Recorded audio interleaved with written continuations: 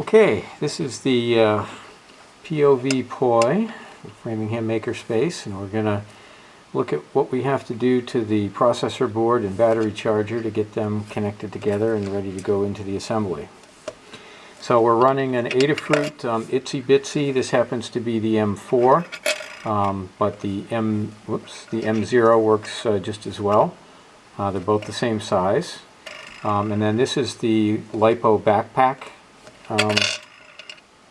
from Adafruit as well.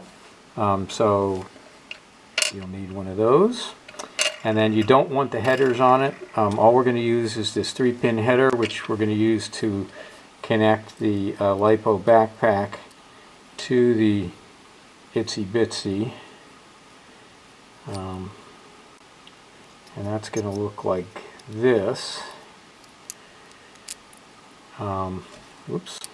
It's going to look like that when it's done. And we need to make sure that we're clamped all the way down there. So it's going to be really tight. And we're going to have to put a piece of tape. We'll use a piece of electrical tape on top of this USB connector, the mini, the micro USB, so that it doesn't short out to traces on the bottom of the board if it scrapes off some of that solder mask. The other thing we're going to have to be very careful about is the way this fits into the 3D printed part. I don't know if you can see it easily there, but it just barely fits height-wise. And I have little guides to guide the boards in.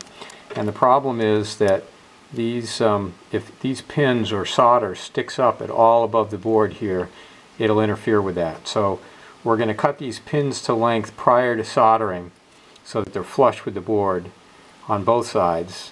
And then when we solder it, we want to make sure we don't leave a big solder blob on the top. So we have to be very careful about that.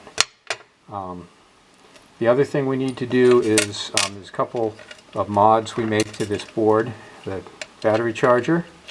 First of all, there's a trace right here that you need to cut to use the external switch, which we want to use. So we'll be cutting that trace with a razor knife. On the back, there's this guy here. We're going to want to put a solder blob across that. That changes the charging rate from 100 milliamps to 500 milliamps. And we've got a battery that can take 500 milliamp charge rate, so we're going to put a solder blob across there.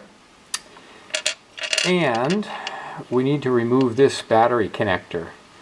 So we're going to take that off. It has two metal pieces here that are insert molded to help mechanically stabilize it, plus the two connections here.